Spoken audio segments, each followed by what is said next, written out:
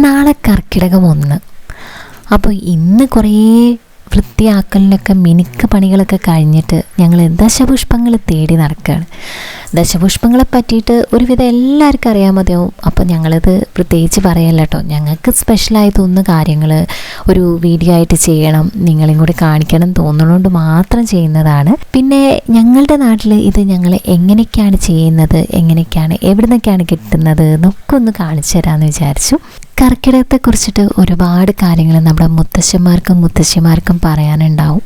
കർക്കിടകം എന്ന് പറയുന്നത് നല്ല മഴയുടെ മാസമാണ്. അതുകൊണ്ട് തന്നെ അവർക്ക് കൃഷിയൊന്നും അധികം ചെയ്യാൻ കഴിയാതെ വറുതിയുടെ മാസമായിട്ടാണ് കർക്കിടകത്തെ അവർ കാണുന്നത്. പിന്നെ കാലാവസ്ഥ മാറുന്നത് കൊണ്ട് തന്നെ ഒരുപാട് അസുഖങ്ങളും ഒക്കെ വരാൻ സാധ്യതയുള്ളൊരു മാസമാണ്. അതുകൊണ്ട് തന്നെയാണ് കർക്കിടക ചികിത്സകളും ഒക്കെ ഈ മാസത്തിൽ ചെയ്യുന്നത്. ചെറുപ്പം തൊട്ടേ അമ്മ ചെയ്യുന്ന ഓരോ കാര്യങ്ങൾ ഇങ്ങനെ അന്തം വിട്ട് നോക്കിയിരിക്കും. പിന്നെ അത് അനുകരിക്കാൻ ഭയങ്കര ഇഷ്ടമാണ്. അതേപോലെ ചെയ്യാനൊക്കെ നോക്കും.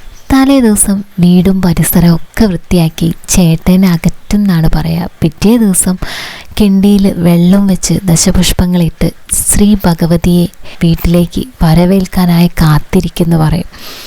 അന്നൊന്നും അതിൻ്റെ അർത്ഥമൊന്നും മനസ്സിലായിട്ടില്ല കേട്ടോ. ഇത് ശാസ്ത്രീയമായിട്ട് നോക്കുകയാണെങ്കിലും ഒരുപാട് നല്ല കാര്യമാണ്. കാരണം ദശപുഷ്പങ്ങൾ ഓരോന്നിനും അതിൻ്റേതായിട്ടുള്ള ഔഷധ ഗുണമുള്ളവയാണ്. അതുകൊണ്ട് തന്നെ അത് നമ്മൾ വീട്ടിൽ പറിച്ച് വെക്കുമ്പോൾ, വീടിൻ്റെ മുന്നിൽ അത് വെക്കുമ്പോൾ നമ്മുടെ അന്തരീക്ഷം ശുദ്ധീകരിക്കാനും ഒക്കെ ഇത് ഉപകരിക്കും. ദശപുഷ്പങ്ങൾ തേടിയുള്ള യാത്രയിൽ ഞങ്ങൾ അടുത്ത പറമ്പിലേക്ക് കടന്നപ്പോൾ തന്നെ തലപൊക്കി നിൽക്കുന്ന ചെറുളയാണ് കേട്ടോ കണ്ടത്. ഇത് ഇതിൻ്റെ തണ്ടിനിടയിലായിട്ടൊരു വെള്ളപ്പൂ ഉണ്ടായിരിക്കും. ആ വെള്ളപ്പൂ കളഞ്ഞിട്ട് ഞങ്ങൾ ഇതിൻ്റെ ഇലയൊക്കെ ഉപ്പേരി വെക്കാനൊക്കെ ഉപയോഗിക്കാറുണ്ട് കേട്ടോ. ചെറുള പറിച്ച് നേരെ തിരിഞ്ഞു നോക്കിയത് ഉഴിഞ്ഞയുടെ അടുത്തേക്കായിരുന്നു കേട്ടോ. രണ്ടാളും ഒരുമിച്ച് നിൽക്കുകയായിരുന്നു. അപ്പോൾ ചെറുളയും ഉഴിഞ്ഞയൊക്കെ നമുക്ക് ഈ പറമ്പിലൊക്കെ ഒരുപാട് കാണാൻ പറ്റും. ചെറുപ്പത്തിൽ ഈ ഉഴിഞ്ഞയുടെ ഞൊട്ടിങ്ങ പോലുള്ളൊരു കായുണ്ട്. ആ കായൊക്കെടുത്ത് ഞങ്ങൾ കളിക്കായിരുന്നു. വയലറ്റ് പൂക്കളോട് കൂടിയിട്ട് പുഞ്ചിരി തൂക്കി നമ്മുടെ പൂവാങ്കുറുനില നിൽക്കുന്നുണ്ട്.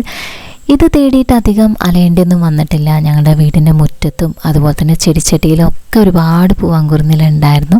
ഇതിൻ്റെ പൂ കാണാൻ നല്ലൊരു ഭംഗിയാണ് കേട്ടോ. അങ്ങനെ പൂവാങ്കുറുനിലയും ചെറുളിയും ഉഴിഞ്ഞിയും ഒക്കെ ഒരുപാട് അന്വേഷിച്ച് പോകേണ്ടെന്ന് വന്നില്ല. നമ്മുടെ വീടിൻ്റെ അടുത്ത് തന്നെ ഒരുപാടുണ്ടായിരുന്നു.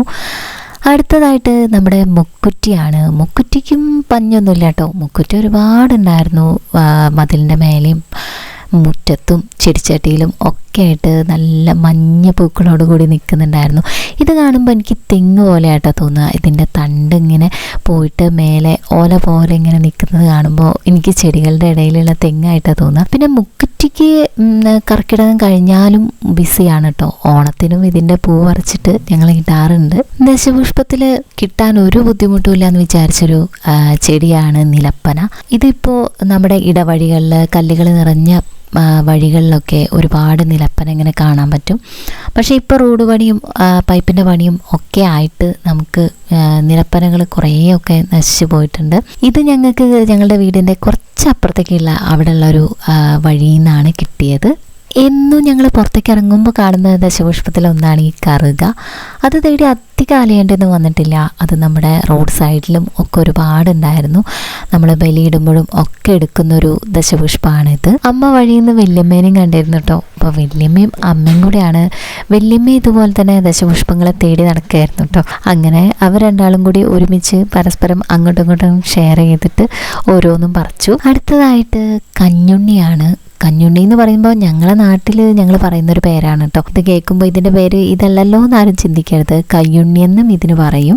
ഇത് നമ്മുടെ എണ്ണയ്ക്ക് നീരിറക്കാൻ വേണ്ടിയിട്ട് പാടത്തുനിന്നൊക്കെ പറിച്ചു കൊണ്ടുവരാറുണ്ട്. അതിൻ്റെ വിത്ത് വീണിട്ട് നമ്മുടെ വീടിൻ്റെ മുറ്റത്തൊക്കെ ഉണ്ടായിരുന്നു. ഇപ്പോൾ ഒന്നും കാണാനില്ല. അപ്പം ഞങ്ങളിത് പറിക്കാൻ വേണ്ടിയിട്ട് പാടത്തേക്ക് വന്നതാണ് കേട്ടോ. നല്ല മഴയായതുകൊണ്ട് തന്നെ റെയിൻകോട്ടൊക്കെ ഇട്ടാണ് ഇറങ്ങിയത്. ഇതിൻ്റെ പൂവ് നല്ല ഭംഗിയാണ് കേട്ടോ കാണാൻ. ഒരു ചമന്തി പൂവിൻ്റെയൊക്കെ ഒരു കട്ട് തോന്നും. ഞങ്ങൾ ഒരുപാട് വട്ടം കറങ്ങി നടന്നിട്ട് കിട്ടിയ ഒരാളാണ് കേട്ടോ ഇത് മുയൽ ചെവിയനാണ്.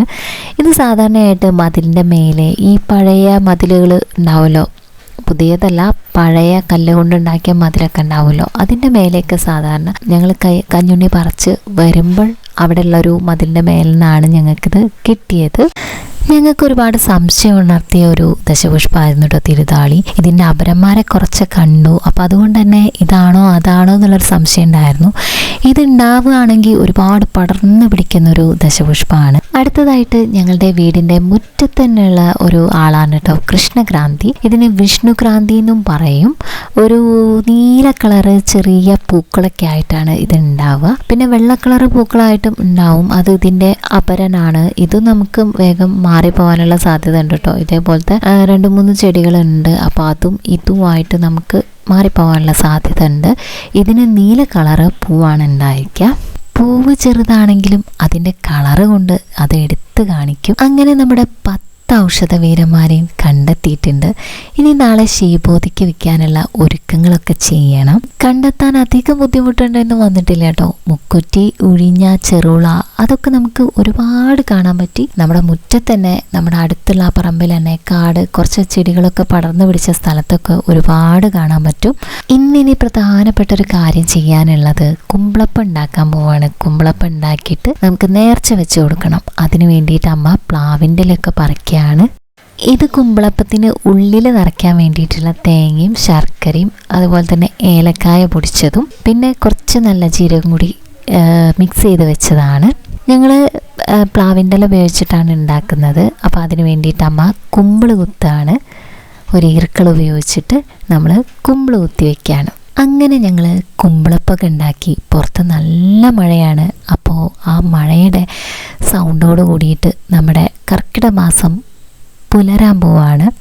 അപ്പോൾ ഞങ്ങളുടെ കുഞ്ഞു വീഡിയോ ഇവിടെ അവസാനിക്കുകയാണ്.